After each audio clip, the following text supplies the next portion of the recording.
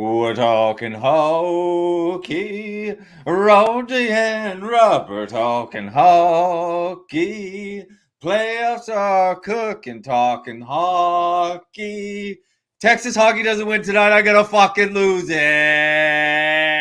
Hello and welcome to That's Hockey Talk. I am your host, Nick Moraldo. It's a beautiful night for talking hockey on the internet, and that singing sound, that wonderful Canadian voice is our lad of the lad, pal of the pals, at Bubba Gumpino. Gumps, how you doing?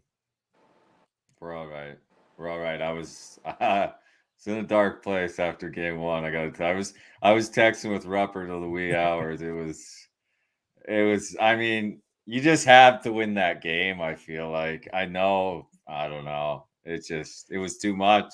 I don't think I was ready. I don't think I talk a lot of shit, but this year, like, I truly believe that they could win the cup, and I think it's just coming to grips with that.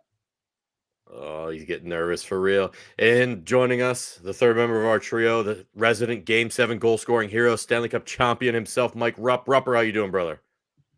I'm good, boys. That is true what Gumps just said the other night. I know we have our group thread that we're chatting at late hours of the night, and then it started getting to first overtime, second overtime. We're digging into the wee hours, and I branched off to go to West Coast Gump time frame, and we started going, and it's a rough night, man. So Gumps, good to see you back on your feet here today, buddy. They're gonna rebound. They'll be all okay. Hey, it wasn't just a rough night for Gumps, especially last night. A lot of fucking Oilers too, man. Like, what the fuck is a lot going of rough on? nights for some teams that on home ice, Rupper. All four home favorites lose last night. The Road Dogs, came barking, and they put the puck in the net and they won. And that was very, very, very surprising to me. The East, first night we saw a lot of close games.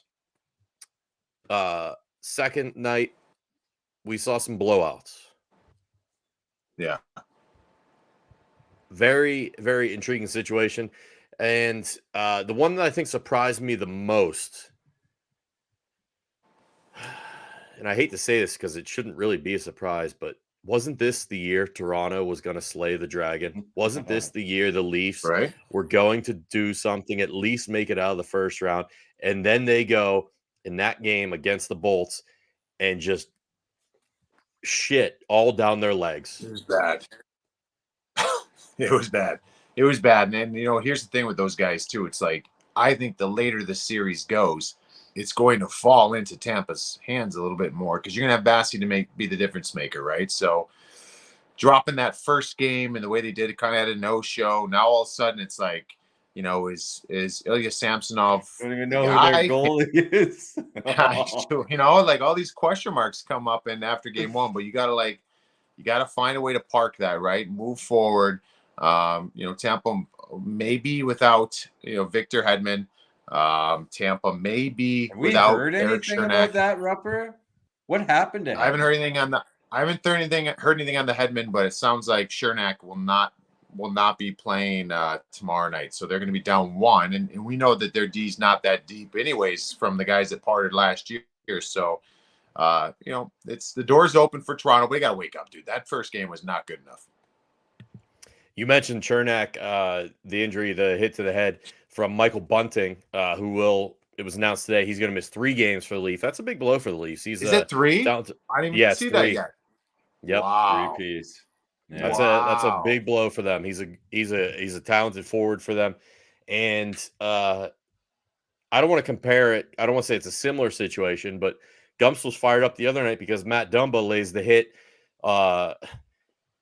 hit on Joe Pavelski, who we all love, and Joey Pavs gets his own stick in his face, hits his head off the ice. He's in concussion protocol. He's missing the game.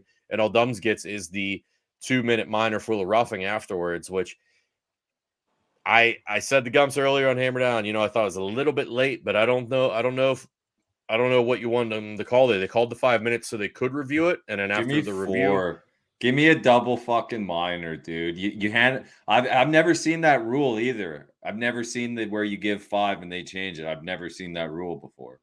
So remember though that how this rule came in effect. This is kind of eerie this whole point is that it was Joe Pavelski in 2019 why this rule was put in effect. Remember off the face-off in that game against Vegas where Cody Eakin kind of threw him down. Pavelski hits his face on the ice there, out cold.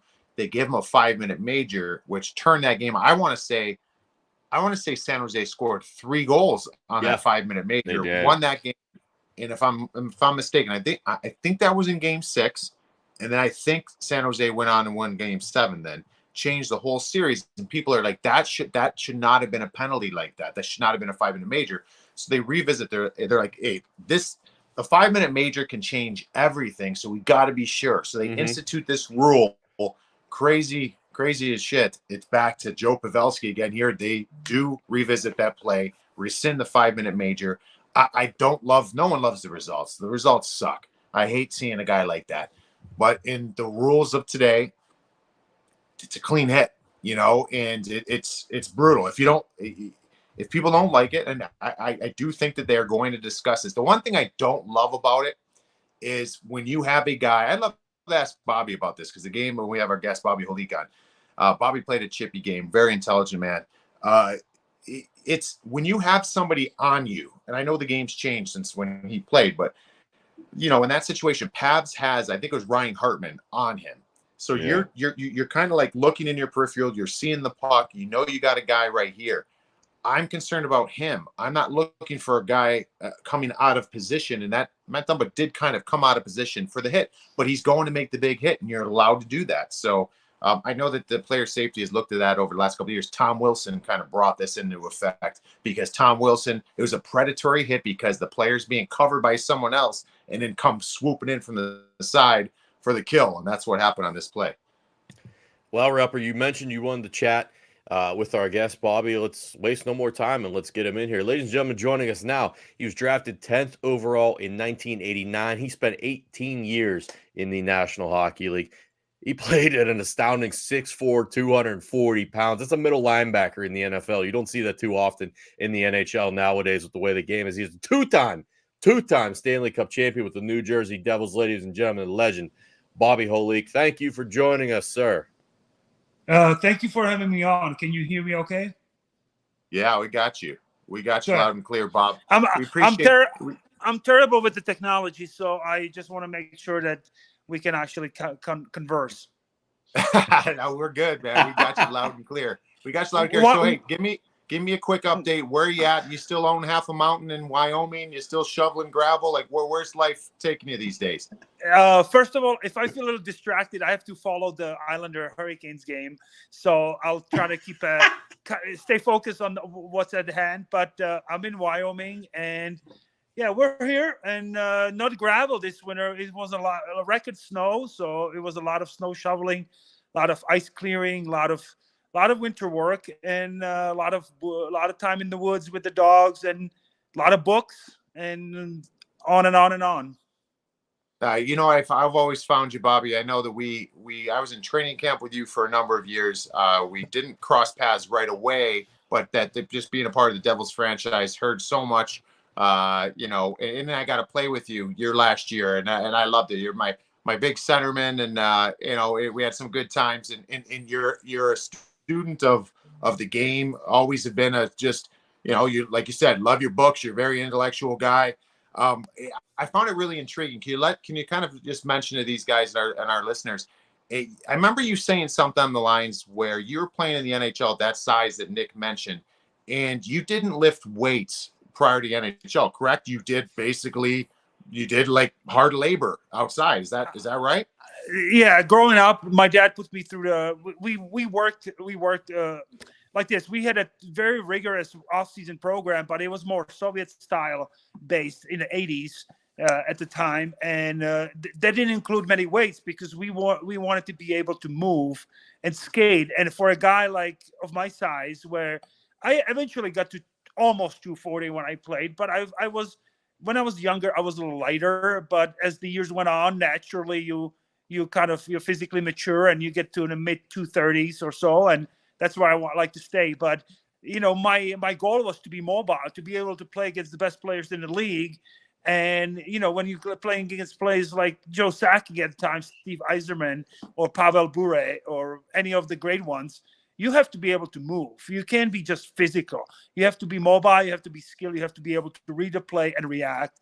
So the weights to this day, I just get big.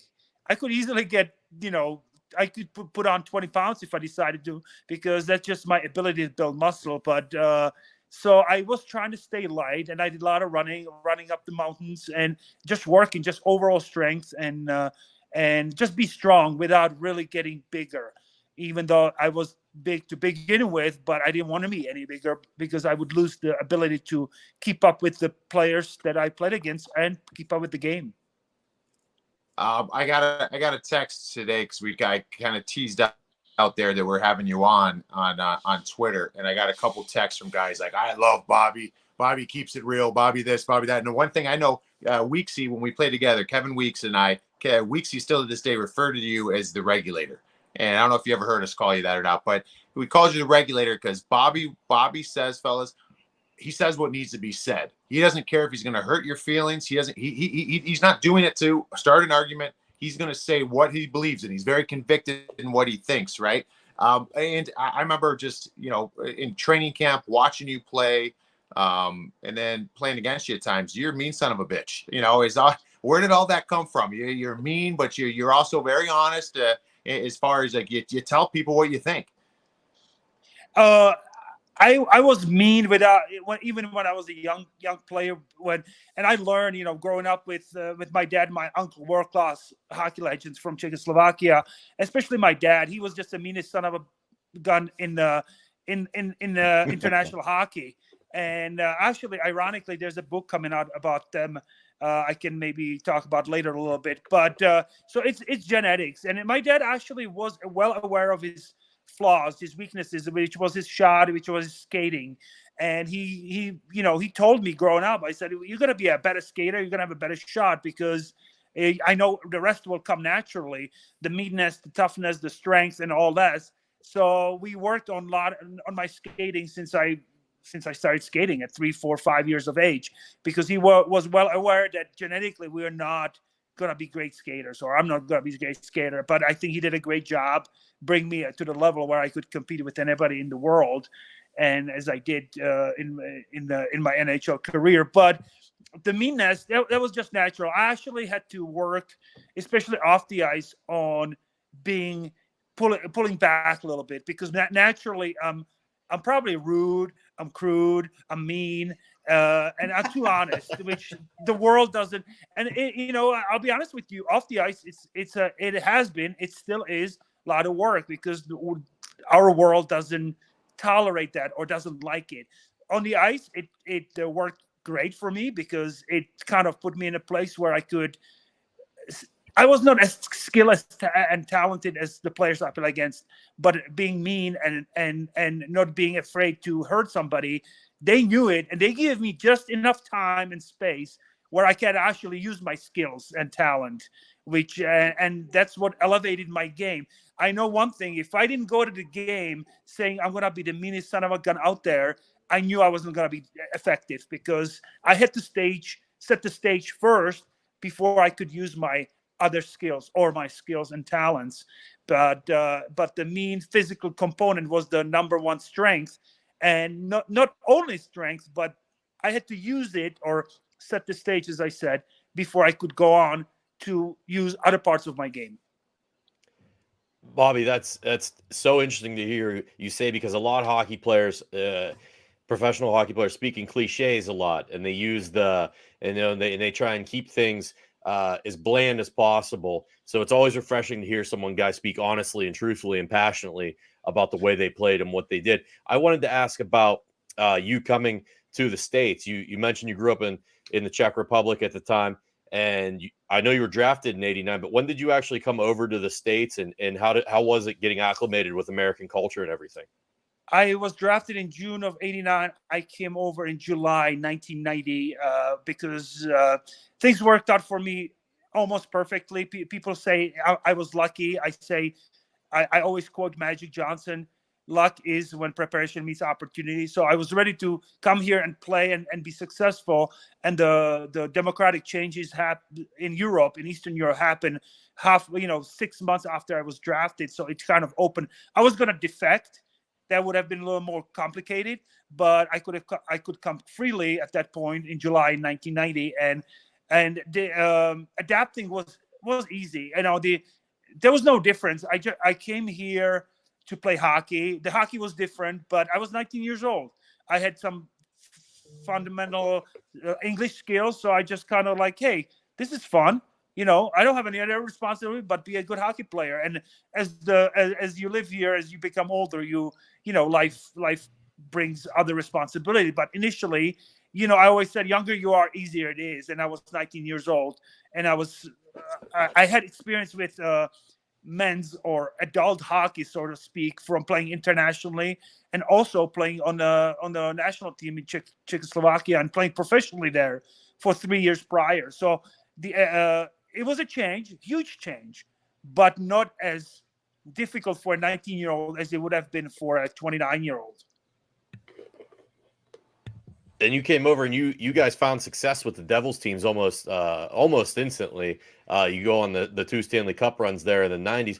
Can you talk about what that was like and what it was playing in front of those fans with Marty Brodeur, the legendary goaltender, and what it was like with those Devils teams?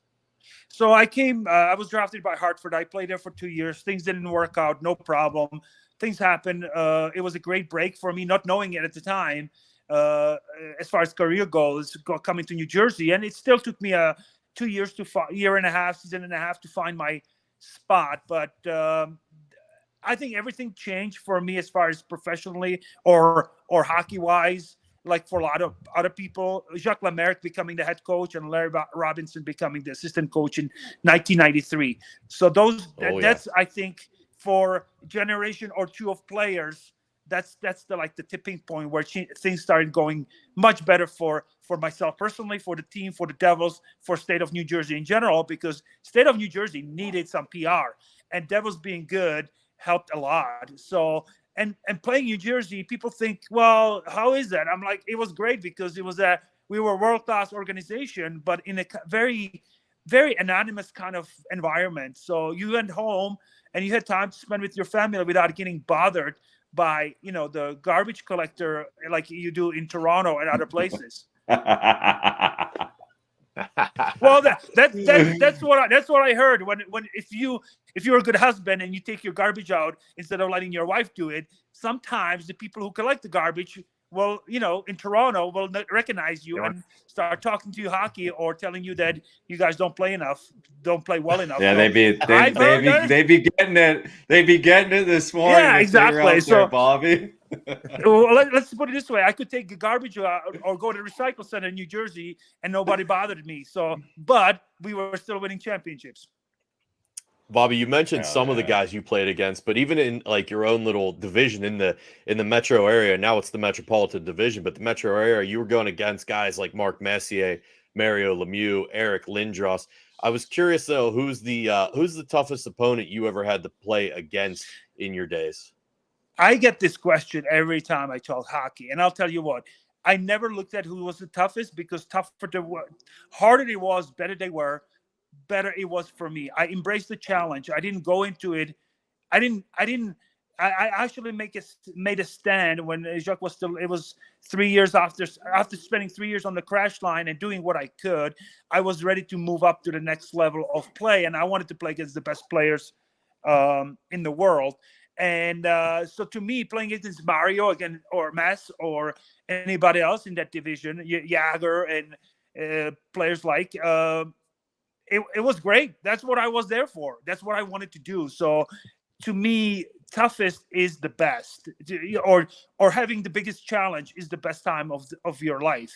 So to me, it was a measuring stick to be able to play against Mario or team asking me or wanting me to play against the other team's best players. To me, it was just like, wow, if that's what team needs, that's what I want to do. And, because a lot of players want to do what they think the team needs them to do. I say you need to do what the team needs you to do. It's a little bit of a difference there. between what you think you need to do and what the team needs you to do. So, and team needed me to, to put my, say, offensive ego aside and become more of a difficult player to play against and make it hard on a lot of these superstars. And I loved every minute of it. Go ahead, Gumps. Bobby, I was pretty surprised about what happened with the Devils last night. I thought they'd win game one to get things started. How do you think they bounce back as a younger team after a game like that in the first game of a series? So first thing is I thought that the Rangers were not impressive. Like, you look at the score and people are like, oh, the Rangers. I think they played good enough playoff hockey to win. The Devils did. I think both teams did exactly what they needed to do, or not what they needed to do. What they were going to do. I didn't expect much else from the Devils because it's a fresh concept. Playoff hockey is very fresh to that team. There's a very few players who have the playoff experience, especially their top players don't have that much playoff experience. So I expected them to have a huge learning lessons, and they did disappoint. Rangers were good enough to. Rangers were dominant in contact when they were pursuing the puck, or they were battling along the boards. When they had the puck, they were protecting the puck better, and just Devils were not physical enough. I don't know if they can be physical enough because they relied all year long on their transition, on their skills, on their puck movement, which is probably their puck movement could be the best in the league, but is that gonna be enough for to overcome other team that plays playoff hockey? So to me, the game went almost as expected in my own mind, and can the Devils make the adjustments when that's not the playoff, the more gritty, more abrasive type of game is not what they're all about. But can they make the adjustment is the question going forward. And you would think they should, but they lack. It showed last night. They lack playoff experience. So I'm not a Debbie Downer by any means. I'm just being realistic about this because I know if the Rangers if they do a better job countering their transition, Devils transition and offense off the attack, then and sustain the play the way they play, then it's going to be that much harder for the Devils. So I'm not sure if it's there. I look forward to the game because I want to see if this is going to happen, if they can make the adjustment. Yeah, they seemed like they were not managing the emotions very well. Lindy Ruff, the head coach of the Devils, obviously spoke about it afterwards. Just like we let our jitters get in the way, take two penalties in the first 10 minutes, make some bad decision with the puck. We weren't, and that inexperience comes to play. You talk about, you played to both sides of the river right there. So maybe just touch on what it meant, that rivalry on both sides for you. And, if you had any interesting run-ins over the years between the two teams. Well, what it means I'll tell you this, I'm 2,000 miles away and I was excited, nervous and anxious, sitting down to the game. So if that means to me 2,000 miles away, I don't know what it means to. It's got to mean a whole lot to the players who are putting their skates on. So it means that much. It's exciting. I watched other games after the game last night, and they were almost a sleeper because I was not as emotionally engaged as I was with the Devils Rangers game. So it is not just a playoff round. It's a bragging rights. It's in your face, 6 miles. I mean, they might be more than 6 miles apart. The arena's now about 15 miles apart.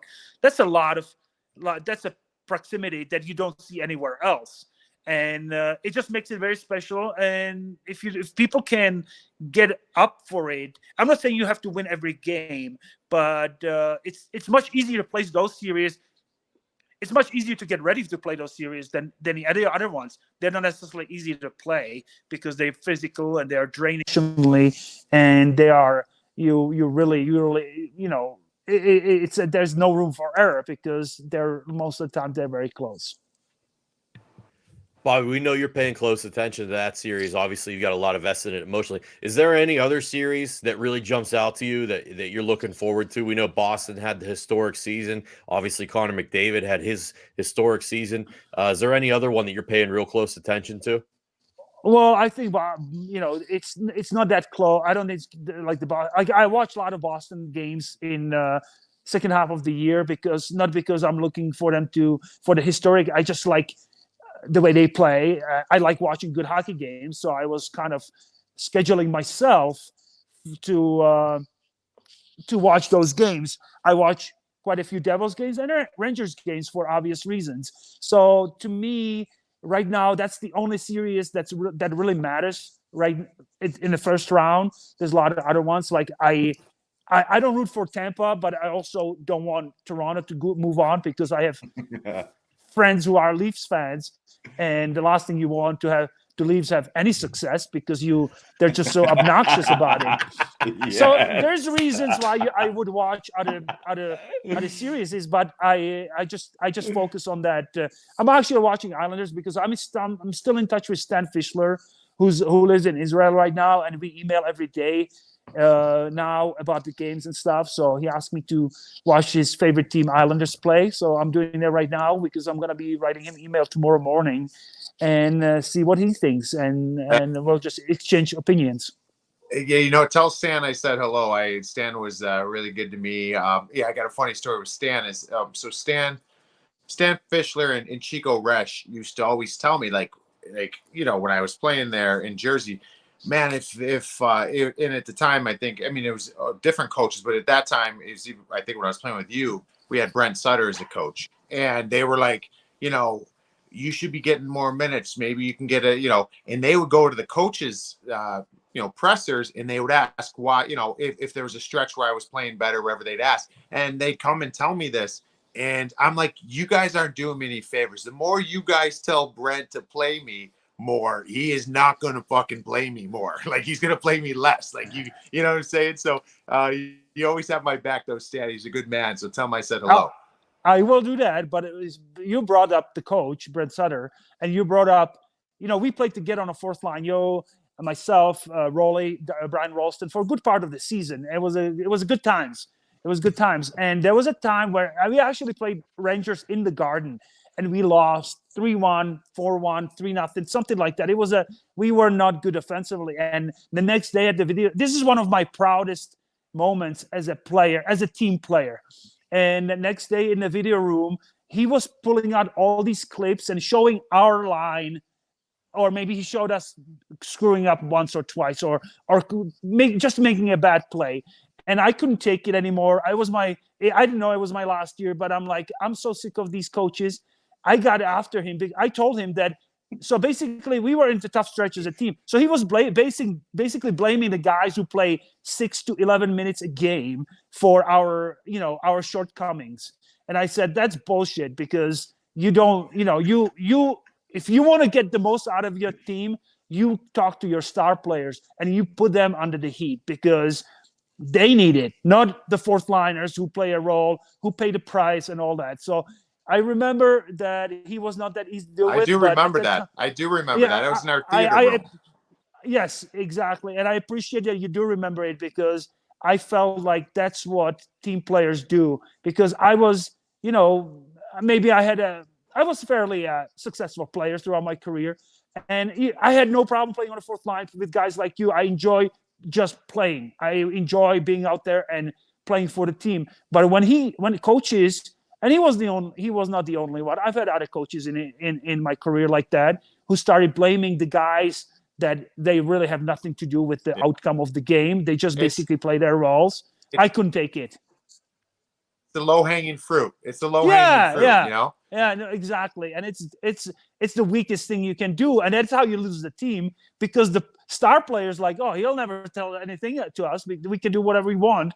And the role players, their asses get so tight, they can't even perform because they're like so nervous, even at the time, you play for, 10, 12, 15 years, winning the Stanley Cup yourself. So it's a really bad thing for the team. And I've learned more from bad coaches than I've learned from the good coaches for my own hockey post-playing career. You know, I remember that distinctively. I could picture it, and I remember Brent was a little taken aback, and we won't get into that because I hope he was, because I meant it. Yeah, I could go.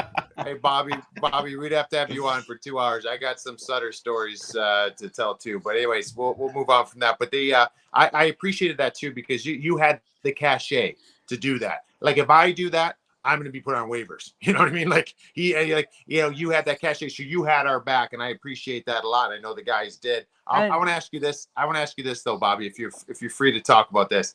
I think I know the details of it, and we used to joke around with you about it because you signed a monster ticket in New York with the Rangers. Yes. And then you get bought out, you sign in Atlanta, and I played with you after Atlanta in New Jersey your last year.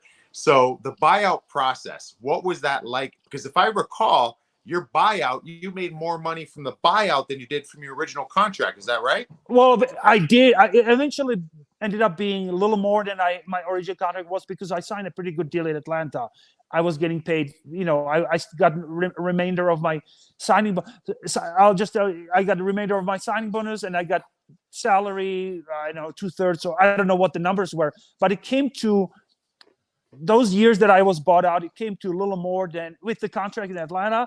I was getting basically paid more than I would if I stayed on the contract. But that beside it, I signed with the Rangers because I really wanted to stay in New Jersey. And Lou and my agent never came to we tried the year before my unrestricted free agency. We tried for a long time because I really wanted to stay. We put out some offers on the table that were a lot less than what I eventually ended up getting as a free agent. But that's life. Then after 2 years and the lockout, Glenn Sader calls me and he says, "You know what? We're thinking about putting you on a waiver." And he's like, "So you buy me out on waivers?" Because nobody was gonna pick me up with that salary or whatever that was owned to me. And he's like, "Yeah." So that. It kind of happened really quick. Basically, they put me on the waivers. I cleared in 24 hours. And then we did the papers and I moved on. So it's better that way, because if the team really doesn't want you and you're burdened on them and you know it, why be there? So you go other places. Go ahead, fellas. Bobby, you mentioned stalled out. You mentioned got it. Yeah, you mentioned coming back to New Jersey and taking on that fourth line role. Was that something you were ready to do? Was that something you had to adjust to, or was it just feel natural? Just, okay, this is what they need me to do. This is what I'm going to do. No, I played on the fourth line. And that's where I started. I came as a first-round pick to Hartford, but they didn't know what to do with me because they lack hockey knowledge. Some of the people involved with the team. So I was bound. I played right wing. I played left wing. I played on the second line. I played on the fourth line, and I never ended up playing center because I was only playing center for 15 years prior to that, since I started playing hockey. I played, so why would they put me in the center? They gotta do something different. So I came to New Jersey, and same thing with the Herb Brooks. But then Jacques Lemaire finally realized because he knows the game, he put me on the fourth line with Mike Peluso and Randy McKay. And I spent 3 years there, including the conference final series against the Rangers '94 and the Cup championship in '95. And we felt pretty awesome about being a huge part of that winning team. And it was just a great time that we played together for another year. And at that time I was like, okay, I'm ready. I'm 25 years old. I'm ready to, I was 25, 26. I was to get into to take it to the next level. I've earned my keep. I showed them what I can do in that role. And so in the first few years in the league, I played on the fourth line quite a bit. And then I played against the top players for following 10 years. And then towards the end of my career, I started sliding down again because I was not that talented. Some superstar players or star players with the talent skills of the highest level, they have to play on the first line. They're not effective on a third or fourth line. I could be effective. So I kind of dropped down. And I was just happy to be playing. I was well aware of my, strength and weaknesses and my abilities. So to me, playing with great guys like Ruppy or Brian, whoever else was rotating on those wings, I had no problem with it. I just wanted to be part of the team and play. But eventually, you kind of like, you know what, enough is enough. So I retired. Last one for me, and I'll turn it over to Gumps. I got to ask, you seem like a no nonsense kind of guy, but did you have any superstitions or anything, routines maybe even, that you like to do before or after games? I actually was working hard at not having superstition because I felt like that would kind of mentally drain you.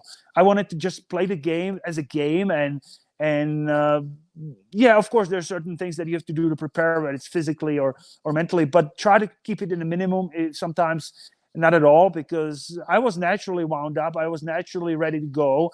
I was actually kind of try to have fun and relax. So I can use my skills and talents and game sense that I'm not out there like just a wrecking ball, even though it looked like that most of the time.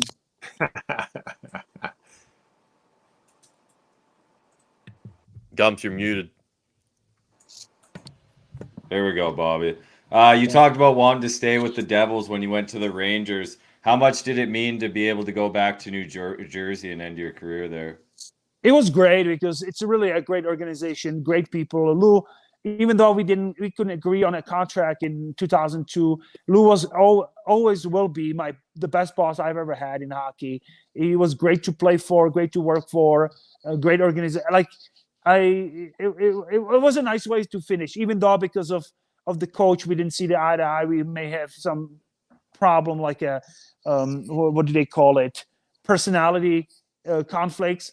That was not good at all, but ultimately I don't remember that much. I remember guys like Rappi or Weeksy, the veterans. We kind of hung together a lot, and it was just a lot of fun because we were having fun.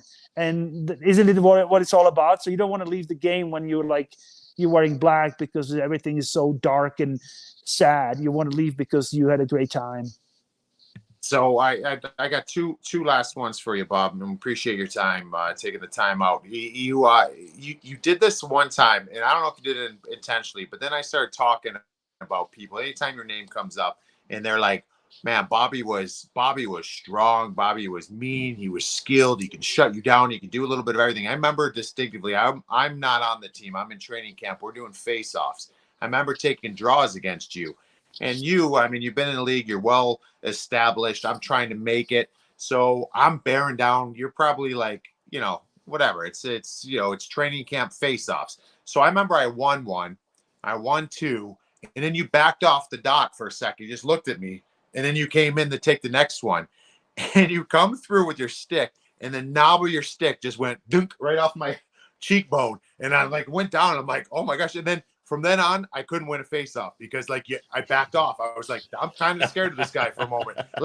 Do you have that? And I've heard from other guys that was your move. You like to use that move. We talked to Mess. We had Mark Messier on earlier in the year. He used that move too. What were some of the things you did to buy yourself space out there? Well, that's one of it. Just like this. If you're gonna lose, if I was gonna lose a face-off, you're gonna pay for the win. I don't mean you personally, but anybody, because I wasn't gonna give inch of ice or puck for nothing. Because next time we face each other, you're gonna know it. It's gonna take it.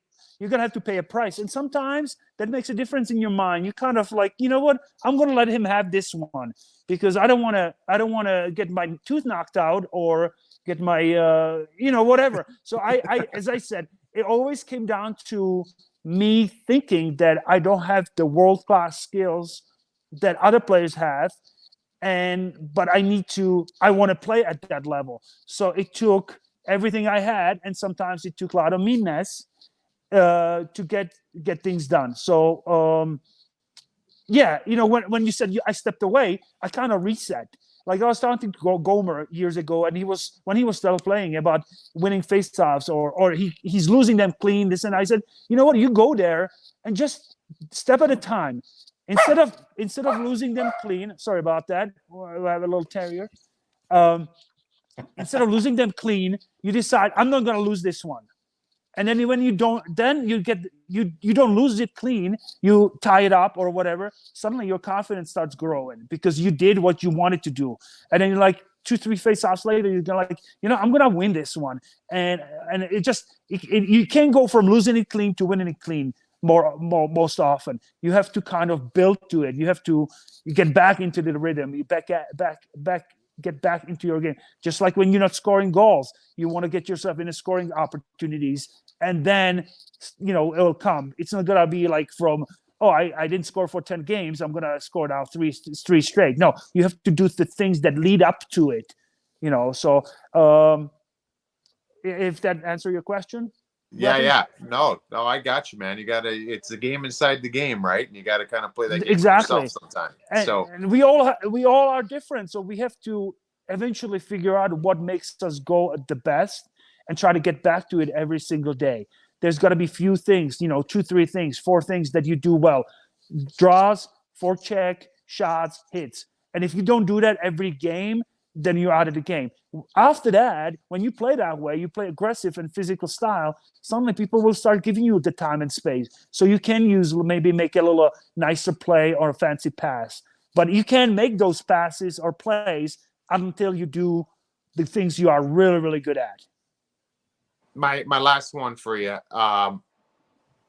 I'm not using this as, I know you'll give me an honest answer on this. I'm not using it as, I think we're all fans of the game to our own regard. Like you're sitting there right now watching hockey. Like we're all fans of it.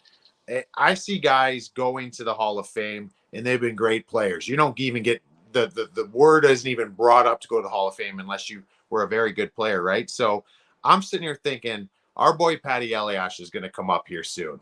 And I'm sitting here thinking to myself, like, I'll just use an example. Daniel Alfredson gets in. And I'm like, well, if Daniel Alfredson gets in, that's got to be really good for Patty and what Patty's done. Like, how do you assess that? Is Patty a Hall of Famer? Do you think he gets in? I have no idea how they assess it because there's a few guys who I definitely would not have in. There's a few guys who I would love to have in the Hall of Fame just for the good of hockey. It is I don't want to call it a shady process how they get voted in, but it's definitely not transparent as it should be, and they don't a lot of times tell you. As I said, it's I never came close because I had my own chances signing with the Rangers, because if I stayed with the Devils, they could have been another cup or two in the future, and I'm well aware of it, but the Hall of Fame was not my goal. You kind of do things in your career at the time, what you think is the best for your career, for your family, etc. So this Hall of Fame process is a little, you somewhat surprised me because I've spent a lot of times over the years thinking about it when people ask me, and then last few years I just gave up on it. So I don't understand how it happens, and I almost don't want to understand because I think there's a certain way, and just inducting people just because it's another year and we have to induct 5 people is wrong too. Maybe they're not Hall of Fame caliber people. Maybe there's not enough 5 Hall of Fame caliber people eligible that year. But God forbid we didn't put somebody in Hall of Fame. Like there's a lot of things we can talk about, but I don't know. I would have to look and see what Patrick and Alfredson's, how they compare. But yes, there's a lot of questions about the process, about some of the players that went in. But I have one player that should be in and is not, and that's Claude Lemieux. And nobody pays me for it, and Claude never paid me. And Claude was one of the greatest teammates I ever had because the guy is a money player if there was one. Well said. Well said, Bobby. Thank you so much for the time. I wanted to say one last thing before we let you go. I know you mentioned it earlier about a book, and I wanted to give you a chance to talk about that a little bit, please. Yeah, it's called Freedom to Win. Just finished. I just read the manuscript. It's not released yet. It's July 6th or 8th. The name of the book is Freedom to Win by Ethan Shiner. And it's a story of Czechoslovakian hockey from the post-World War II to Nagano, and a big part of it is a couple events that happened politically, and my dad was heavily involved with it. So it's Freedom to Win by Ethan Shiner. Awesome. So everyone in the chat, everyone listening, please check that out and look for that when it comes. Bobby, thank you so much, sir. We appreciate you taking the time to chat with us. Thank greatly. you. Thank you. Anytime. Legend, dude. Ricky Bobby's the best. Fucking Dude. dog, dude. I remember That's man, fucking. That's just old school hockey, man. Rupper, you guys know, as a Penguins fan, the Devils were quite a thorn in their side for a couple of years there, and you guys playing against them, you would know this obviously, but Bobby Holik used to scare the hell out of me. Yeah, because he was. He You still mentioned it looks right like off he the top, can fucking play, dude. and he still He looks scares like he the can hell out still of me. play. He was mean, and learning and knowing that he was just blunt, honest, and like truthful like that just makes it so much better. Because I used to look at him on the ice and I was like, this guy, and I mean this as a compliment. It's not going to sound like that, but I mean it. He looked like a caveman on the ice. Like he looked 100%. just like he could beat the hell out of anyone. And he was skilled enough to keep up with all the big guys. He talked about it at length there. He was that was awesome. Yeah, he was a unique one, and he was, I want to say this the right way, but he kind of touched on it. Bobby wasn't for everyone. And Yeah, I could tell. What I mean by that too, it's like Bobby was the type, and this is, hang with me here a second, because actually, to be frank with you, some of my closest relationships in the game have been with the European players. And not that I've had great relationships with Canadians, Americans, but there is a honesty and a straightforwardness with some of them. Bobby's the perfect example of that, where they aren't going to sit there and tell you one thing and then go say something behind your back. And I feel like a lot of times in American society, we have people that do that, right? And that's kind of like a nature of like, we're going to say things to each other eye to eye, and then you're going to say something else. I mean, he'll tell you flat out that whatever. And he's not doing it to start a fight. That's his way that he was brought up, and it's refreshing. Like Bobby would say to you, when I play on a line, like, Rupper, your game sucked tonight. That was not good enough. Like, you know what I mean? Like, he don't care. He doesn't want, he's not trying to fight me. He's trying to make me better. Or, he'll tell you when you walk in and you're wearing that outfit, you look like a schlep. Like, look at this clown. You know what I'm saying? Like, he's not in, but he called out the way he said that. I remember that with Brent Sutter. He basically just said, like, to Brent, he was like, you're really going to put this on the guys who played the last, like, that's bad coaching in front of all of us. Like the Sutter family. It's like hockey royalty. But Bobby was just honest, and you appreciate that stuff. And a lot of people that had a hard time with him are guys that didn't want to hear the truth, or what he had to say. That tends to be the way with people of that ilk. Like, you speak the truth. And again, you mentioned it, and it's just reinforcing what you're saying. Like, they're not trying to put someone down for the sake of putting them down. They're not trying to put someone down to make themselves feel better. It's not bullying. They're trying to let you know what you need to work on, because they want to get to a certain level. They want you to get to a certain level. They want the team to get to a certain level. They want everyone working together to get there. And they're working their ass off, and you sure as well better be too. That was very, very refreshing to hear him talk. And I'm fascinated that he's still like glued to the game like that. Like, I could tell he was watching that game. And you talk to a lot of guys now, and they're like, yeah, I watch here and there. And I like, he's into it. I can tell he's watching every night, if not every other night. I love how he still doesn't want to give the Rangers any fucking credit. I love that. So here's didn't do that much. This, from my understanding, this was the deal. He signed a massive. So I before I played in the NHL, I was at a couple training camps. I get a call that Lou wants to meet me in New Jersey. And this is the summer where Bobby Holik is a free agent, and Bobby just signs July 1st or whatever with the Rangers. Signs a big deal worth $9 million a year, which you're talking back in 2002, one time. That was big. Cake. That's big time. Like, that's big time cake, right? And so he signed, I think, for $9 million a year with the Rangers. And, that was kind of like, I think, I'm not going to speak for him, but probably he's like, hey, you want me to leave this place where I've won 2 cups and I'm going to the dark side? You're paying me for that. And they did. They stepped up and they paid him. He got bought out. And the bought out process, the buying out process in the NHL is 2/3 of the salary. Okay. So hang with me, like, for the people that don't know. So 2/3 of 9 is 6, right? So he got bought out. He got $6 million paid in the remaining years from the Rangers. Turns around, signs for in Atlanta with the Atlanta Thrashers for 4.5. So instead of making the original 9 he was going to make, he made 10.5 for each of the next 2 years. I'm like, what a financial turn this was for this guy. Got a great agent. Around with him about it. Like he made out like a banshee, but it was good for him, man. He played the game hard and he brought a lot to the table. And that crash line Never missed games. What's that? Never missed games. You look at his career stats, man. I don't think there's a season he was under 65, 60 games. Big boy. But then we also learned in here that I didn't know much about the Hartford Whalers organization except they had fantastic uniforms, but apparently no one knew what the fuck they were doing. Well, that's what Bobby said sense. Too. Checks out. That's how we got here. Yeah, there's the Bruins are losing right now. There's a guy who ended up as an analyst on TV that everybody really enjoyed his commentary. He was running that team there for a little bit. We won't get into that. We'll save it. Boys, let's talk about the playoffs happening right now. Gumps, what do we got? We got Islanders in Canes tied right now at 2, Deuces. And we have Florida up 1-0 on the Bruins. What's going on here? Are we going to see something like we saw last night with some upsets? We can't have the fucking Bruins losing at home here, game 2.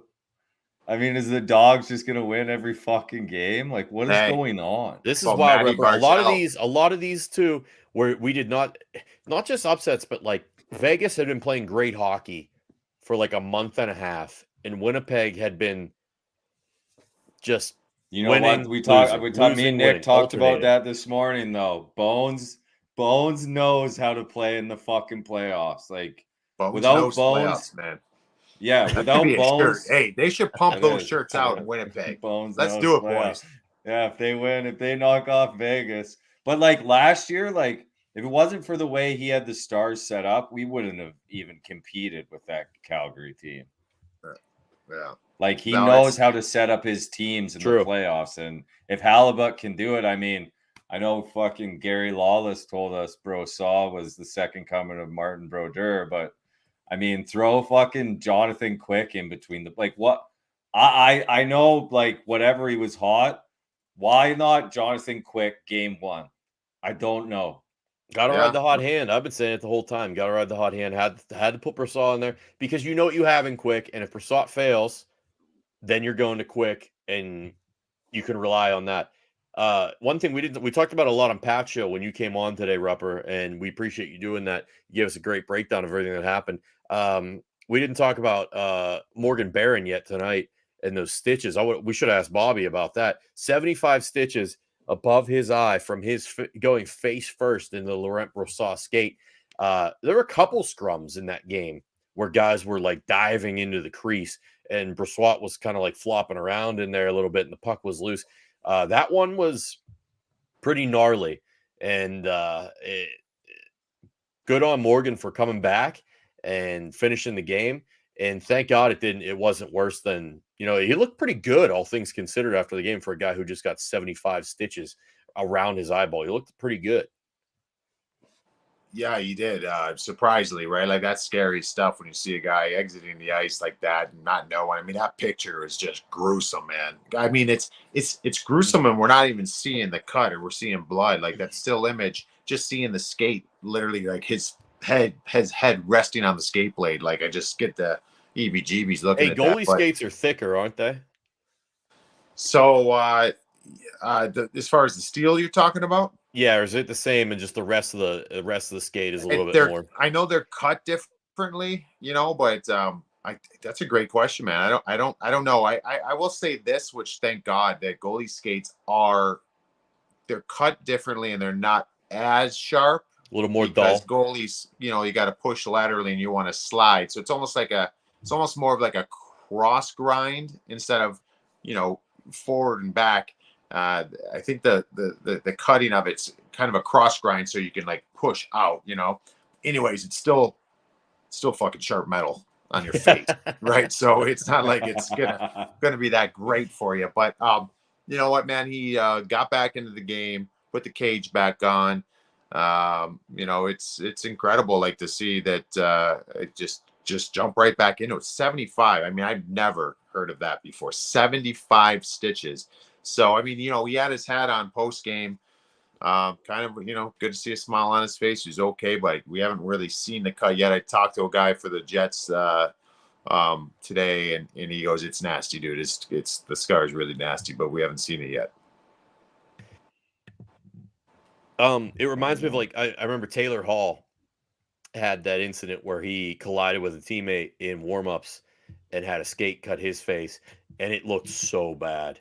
It looked so bad. His eye swelled up. He had that giant gash around it, and I was expecting to see something like that for Barron, and it just wasn't. It was like, obviously he got the patch cover most of it in the hat, but like, man, that could have been so much worse. Can I tell you a disgusting cut that I've seen?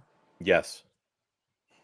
I have not cleared this, so I can't use names because this is great. Here we go. All right. So I'm playing on this NHL hockey team, and we got a couple days. We got a couple days in Tampa towards the end of the season. Get ready for the playoffs. And so the schedule like that. So generally you'd have a game. A lot of times the schedule would be like, say you play Carolina. The next night you play back-to-back. You play like Carolina, then you play in against the Florida Panthers. And then maybe you'd have 2, even 3 days until Tampa. So generally speaking, they would use that as the end of the season. All right, let's get the boys together, a little bit of camaraderie here. We can give them a day to unwind. They can do whatever. Then we get that last game against Tampa, and it'll be the end of this road trip. So the fellas went golfing and had some brews, right? Had some beers. And they're all wearing their golf attire, the shorts, golf shirt, whatever. And the one guy's like, I got to piss. And walks off the tee box and goes in to jump a fence. There's a chain link fence there that was kind of like off in the background. And he puts 2 hands on top of the fence and just kind of swings his feet over like jumping the fence. Goes over there. We're all, everyone else is, sorry, I wasn't there. They're all like shooting the shit, like talking. I was on the team though, and I heard this firsthand and saw the cut later. He comes walking back over to the tee box, and he's got his hands over his junk, and he's like, boys, this ain't good. And the guy's like, what happened? And he moves his hand. Apparently, for the squeamish ones at home, he caught his bag on top of the fence, and it got him, and it was disgusting. And I got to find out. I'm going to find out how many stitches there were, but it was through his shorts. I think he slipped on the top of the fence and he fell on it. Drop his drawers and it caught off the fence. And so I remember. So I'm hearing this the next morning. Jesus Christ! The next morning, we're at the rink for practice, and this guy's on the table with just ice bags all over him. And I walk in. I'm like, oh my gosh! Pulls the ice bags back. I swear to God, grapefruit size. Like his bag was like a grapefruit. It looked like it was going to explode. I'm like, oh my gosh. And I remember distinctively the coach got interviewed, and why all of a sudden is player X not in the lineup? And the coach goes, let's just say he's got a sore groin. Starts laughing. Like, big pop, big self pop.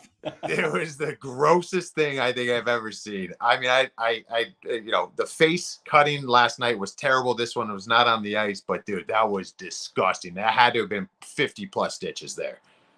I have an idea of who I think it could be, and I won't name any names out of respect to you, but boy, oh boy, man, that is, whoo! It was nasty. I'm getting nauseous thinking about it. Yeah. So on that note, let's talk playoff hockey.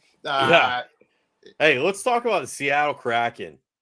Yeah, Gumps. Let's 3-1 win, man. First playoff win over the defending Stanley Cup champions in their building. Are you kidding me?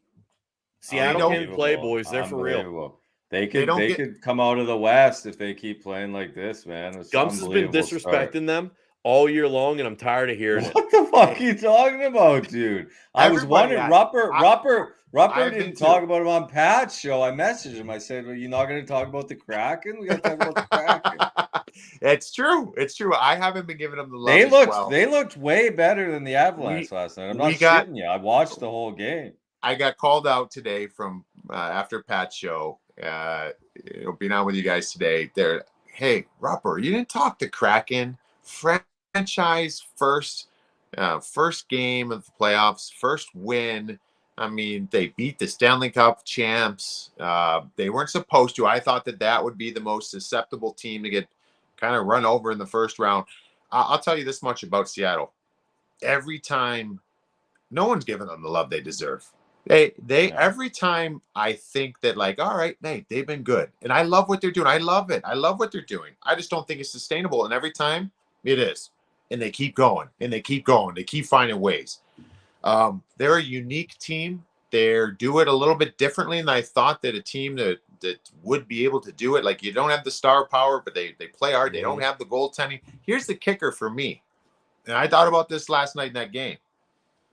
Sometimes you just need storylines to match up, to give you a little bit of an edge, to push you over the top. You remember Phil Grubauer was in the Colorado Avalanche organization. He was a Vezina finalist. They let him go. They let him walk. That's when they went and got Darcy Kemper. The rest is history. Kemper wins the cup with them. Grubauer's probably sour. He had a bad year last year for Seattle. He didn't have a good year this year.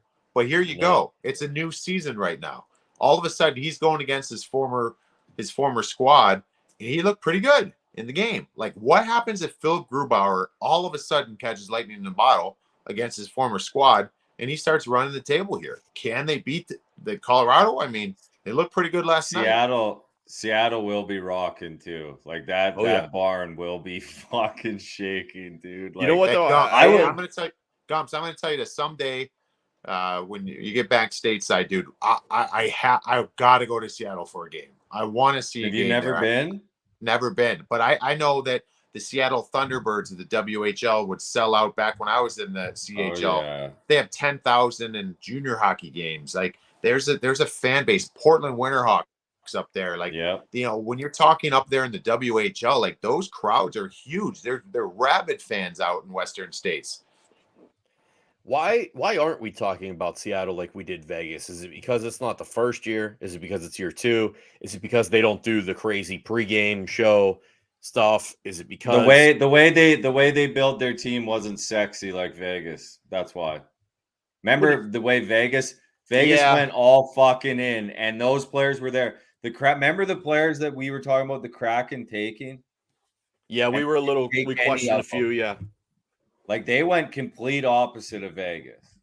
Complete opposite. Yeah. But it's a 100-point team in their second year, and they just beat the defending Stanley Cup champions in game 1 on the road. You would think it would be like front page of like NHL.com, all over the NHL network. I blame you, Rupper. This is your fault. You're not talking about the Seattle Kraken enough. Hey, so here's the other part too, and I might get these numbers wrong, but I might get them right too. But it's something on the lines of an NHL record of 17 rostered players this year. 17 players on roster with more than 25 points.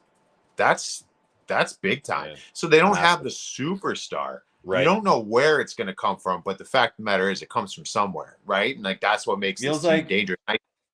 Go ahead. It feels like all year though, like during the season, whenever it came up to like a big game against like a good team, they would lose. And that's not a shot. I think that's facts. Like I think whenever there was like a big game, I think they would lose.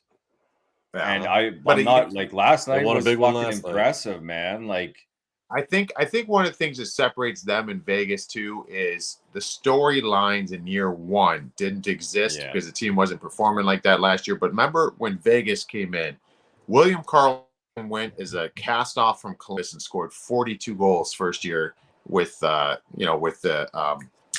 Vegas. You had Riley Smith cast off from Florida. It was like a top line guy on their team. Marchessault cast off as well.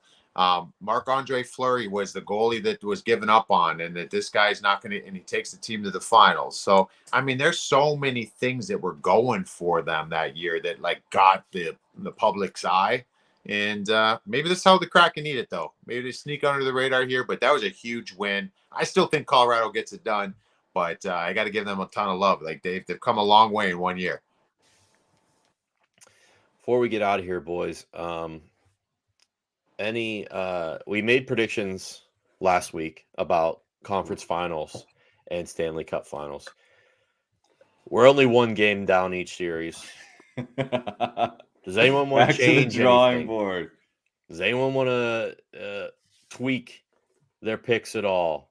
Anyone How did want the to alter Oilers- anything? How'd the Oilers lose that game, Rupper? That game was dead. Yeah, they choked, man. They choked. So here's the thing. Now, I don't know if I mean, it's still early. The one is it still 2-2 this Islanders Carolina game? Because I took the Islanders in this series. I didn't feel great after that game one. I thought that was one that Islanders would need, and they actually haven't really matched up that well against Carolina this year. But I just thought I thought if there was one game they were going to get, it's one. Maybe it's two. Yeah, so we'll see. I'll still stay the course with my picks. But one interesting thing that I was thinking about, and this is where my mind's at now, Gumps, for you as well. Think about this, like, and any of the listeners. There's certain players in the playoffs right now that just have that playoff pedigree. They just score goals, and there's certain perfect storms. And I went in the first game yesterday. I'm thinking to myself, I was talking with another guy about it. I'm like, I'm gonna go Vlad Tarasenko anytime score every game in the playoffs. Because this guy, he has 41 goals in 90 playoff games. Actually, add another one because he had that one last night. There's certain players, and then like I'm looking, the guys that are in that ballpark, that ilk, there are Braden Point, Nathan McKinnon, Vlad Tarasenko. I'd go anytime goal score on those guys every game. You can go the same thing each game. They're going to score. Like if Tarasenko. If the series goes 7 games, for sure that guy's scoring in 3 of the games. Like that's just what he does. He's a free agent. He's motivated. He's in New York. There's just certain things, and like the way game 1 went for Edmonton, and the way game 1 went for Colorado, I would guarantee monster games from McKinnon and McDavid in game 2. For both teams. Like this is going to happen. You know it's going to happen. Anytime you can go multi-point or multi-goal. You can do anything with these guys. So don't you feel like they're just going to step it? Bruins shorthander. Bruins. So that's where I'm at on that stuff. Brad Marchand, of course. Brad Marchand. The Stars need Sagan's got to start cooking. I feel like he's the guy who's got to get going. I would feel a lot better being up 1-0 after what went on last night. After every favorite in the West lost, if you're sitting with a 1-0 lead going into tonight.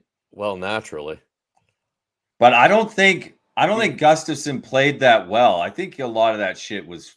That one that hit his fucking stick, like the sliding save, like a lot of things went his way. And don't forget where Minnesota hockey started. It's a fucking North Stars. Here we go.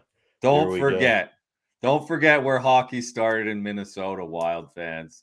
Minnesota North Stars.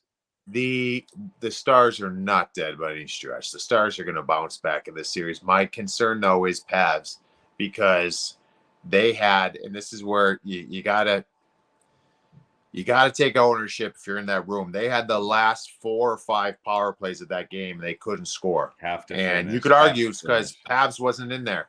It might be because Pavs isn't in there. But you mentioned Sagan, who needs to step up. He's the guy that's going to get. He got bumped up into his slot in the lineup. Sagan's going to get the reps. Tyler Sagan has to come through now. I mean, the guy's been making 9.5 a year for the last. He's making coin, and he's had a good season this year. It's time now for him to get back to, the number 2 overall pick type player again. So look for him. They're going to miss Pabs though if he's not able to come back. Didn't really sound like they had any idea when he was coming back. No, and that was the issue. It was the fact, like, you're reacting to the hit, but you're also reacting to losing your captain. So it's like where I'm coming from. You saw how Ryan Suter's got to watch it here though, because everybody took note how he basically tried to break Kaprizov's ribs like 2 or 3 times after that, and he got away with them. But see, this is the one thing I wanted to call like Tim Peel or Dave Jackson in the last couple of days. I'd love to know this because I don't know this, and I think that they would tell you. I mean, there's no Tim Peel would for sure. Is for an example, like these guys that have these games, okay, do they go home and watch the game, go back, watch tape? Because don't you want to know what's happening behind the play? Who's making me look like a schmuck? Who's getting away with things? Especially if you're going to have that series again, right? I wonder how much of them, or is it just nope, move on to the next game and block it out? I don't think it can't be that, right? I think these guys got to sit there and be like, oh, so Ryan Suter was doing this stuff behind the plate and you got away with it. We're gonna watch Ryan Suter here moving forward. I wonder how all that stuff works out. So I don't know how much they watch or don't watch. I know we've had Gene Steratore, an NFL referee, on Holy Pat Show, fuck. and he told us Hold that the phone. after We got breaking happened? news. Maths in net tonight. Marc-Andre maybe I was Fleury's wondering playing? if they'd make a switch. Wow. Jesus. After that? I saw After when two we were making goals in picks earlier double on Hammer OT? Down, I saw Gustafson wasn't confirmed, and I was like, "Oh, that's interesting." The I Wild wonder- always love doing this shit, huh? They just can't get fucking. They just can't I mean, sit happy with the goalies. because it was like because it was equivalent of 2 games. I kind of like it, to be honest with you. It's Fine by ballsy, me. but I like it. Fine We'll by see. me. Stir it up. Stir it up. What I was gonna say was Gene Steratore, NFL referee, longtime NFL referee, widely considered one of the better referees. He mentioned after the games they did go back and they watched things like missed calls and questionable calls. This is what he told us. Now in the NHL, I don't know, but I will say it seems like in the playoffs we see a lot more gamesmanship from the coaches, and they say, "Oh, this guy's doing Yeah. that on their team. Yeah. This guy's doing that. They're getting away with it." And they never like call out the refs, but they kind of talk about the player and what they're doing and what the other team is doing. Then you start seeing the refs making the calls that were discussed by the coach in the presser. That's true. That's a good point. They Yeah. know some of those veteran coaches know how to work the media to get to the referees to highlight some of the things you mentioned that maybe were going on behind the play or in front of the net or behind the net that maybe we're not picking up on the TV cameras or right there on the broadcast. So I feel like they got to at least watch a little bit of it. They got to, right? Like it's fucking 2023, man. You can't hide from this stuff. It's not like it's, there's no replays of things, there's no social media, like all that stuff. It's out there. You know what else is out there?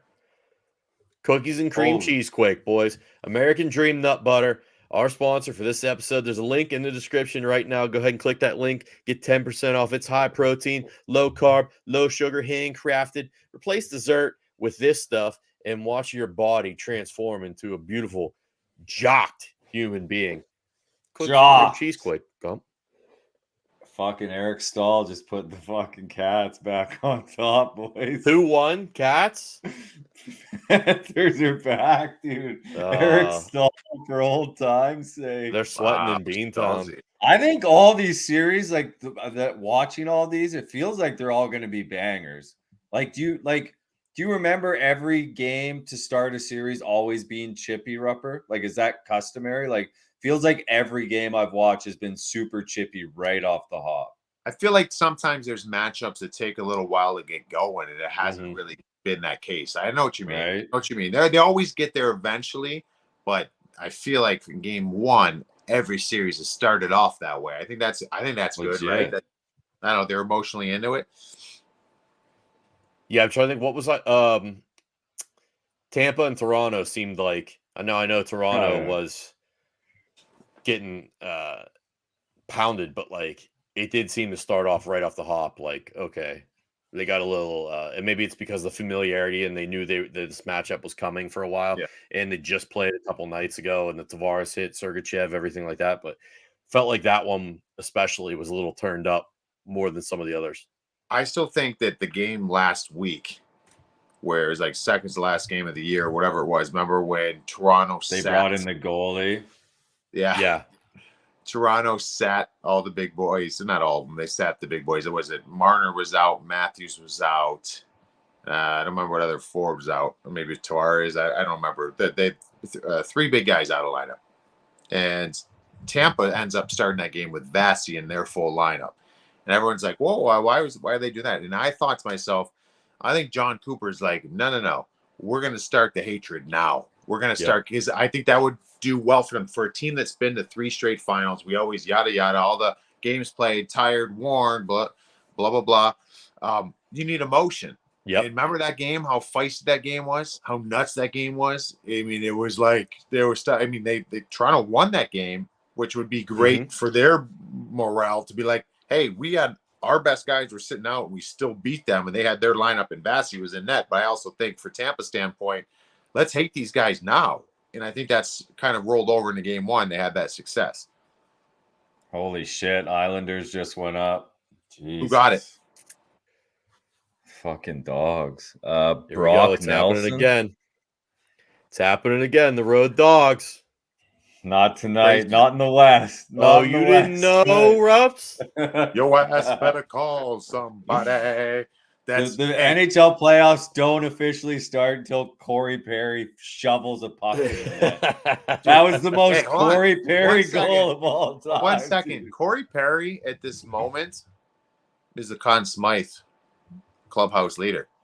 Dude, he was awesome last night in that game. He ain't gonna win Saved it. it. Best, man. Just Saved saying, it for he when was it mattered. incredible.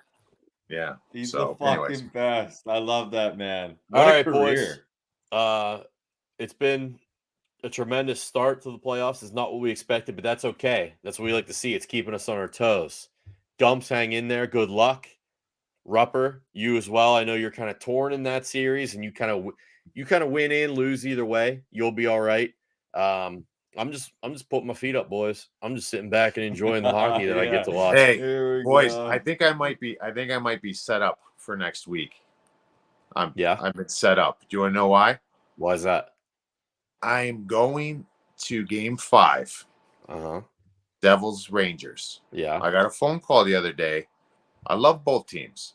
You know, I said this before. ELE, man. ELE. I love both teams. I just want everyone to Everybody have love fun. everybody. I just want everyone to have fun and have a good time. Okay. Yeah. I got a call from the Rangers, and they're like, "Hey, Rupert, can you go to game? Are you working game 5?" I'm like, "No, I'm not. I'm actually I'm off. I'm working early at the NHL Network, so I'm off in the evening."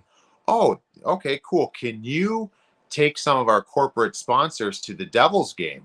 So I'm going to be in enemy territory at the Rock with corporate sponsors of the Rangers." And I'm like, "Is this a setup?" I'm like, "Is this a setup? Like, what do you?" I'm like, "You guys asked me to wear a jersey. I am not wearing it. I can't wear it." No. Just we want. Be careful, I don't dude. know.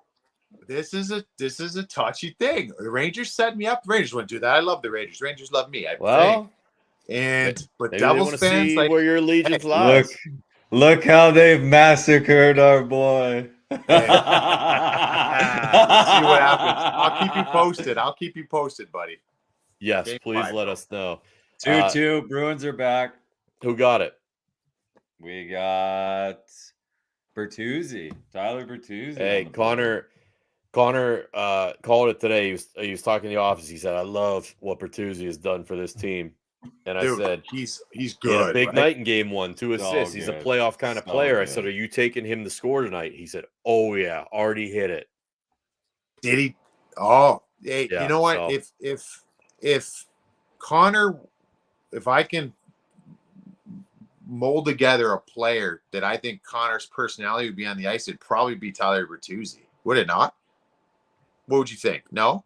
Just after seeing him take the other guy's stick last night, take it to the bench and snap it. Yeah. Absolutely. Yeah, it just seems like, he's out there for a good time, but hey, he'll push your buttons along the way, and that's what Tyler Bertuzzi does, man. It's good stuff. Oh yeah. Before we get out of here, happy birthday, Con Man. Happy birthday, Connor. It was yesterday. Happy birthday, CFO Phil. Phil's always in the chat for That's Hockey Talk. It's his birthday today. Make sure you hit him up. Wish him a happy birthday. Good luck to all your teams. Good luck to all your players. We appreciate everybody so much for joining us. Thank you. And that's Hockey Talk. That's Hockey Talk.